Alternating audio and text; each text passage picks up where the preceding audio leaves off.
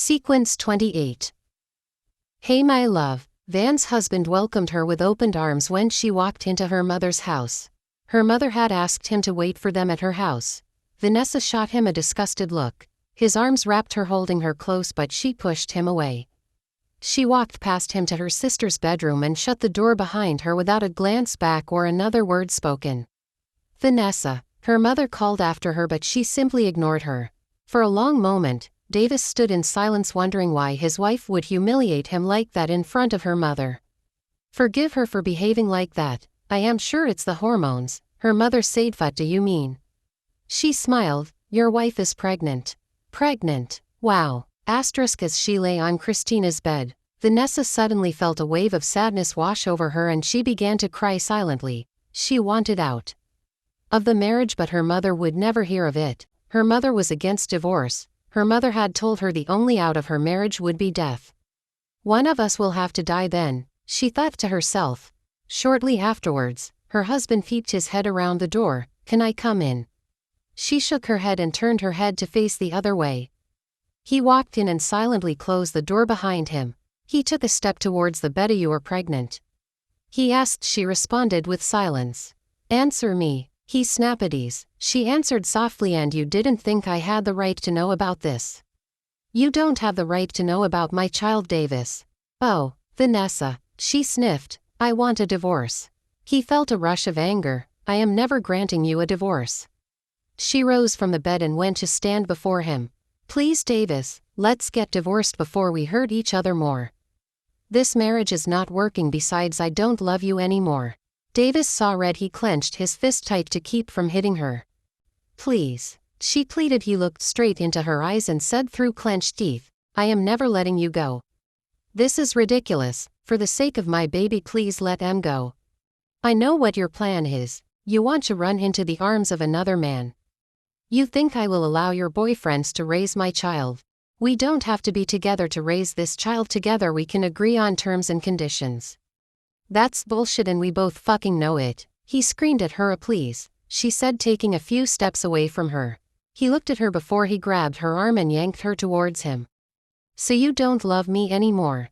Her heart began to beat faster and she could feel a lump in her throat. I hate it when you don't answer me. Tears began streaming down her agonized face. Davis, get out of my life. Just leave me alone, she screamed at the top of her voice. Rage filled him. He twisted her arm behind her back. Van writhed around, struggling to get free as he wrenched her arm tighter. You are hurting me, she cried. He let her arm go after a few minutes. You see what you make me do, he snapped at her. I love you a lot, Van. It would kill me to let you go, he said. More tears raced down her cheeks. There were no words that needed to be spoken. She just needed a way out of this marriage. We are going back home now. Freshen up. I will be waiting for you in the living, he said before he walked out. Vanessa fell down to the floor as her grief poured out in a flood of tears. Her husband was going to be the death of her. She could feel it. Chard felt like throwing his phone. Why wasn't Maddie answering? 2 days he had dialed her number and it continued to ring, then roll over to voicemail. He was frustrated. He knew enough about her to know what she was trying to do. She was pushing him away because of that one kiss they had shared. She was thinking he was going to use her and discard her like he had done with the other women he had been with. Frustrated, he snatched the keys off the top of his table and stood up. He grabbed his jacket from behind his chair and stormed out of his office, slamming the door behind him. He went straight to the car park, got into his car and drove off. He pulled up on front of her workplace some minutes later. He burst into the reception area and walked straight to Maddie's office.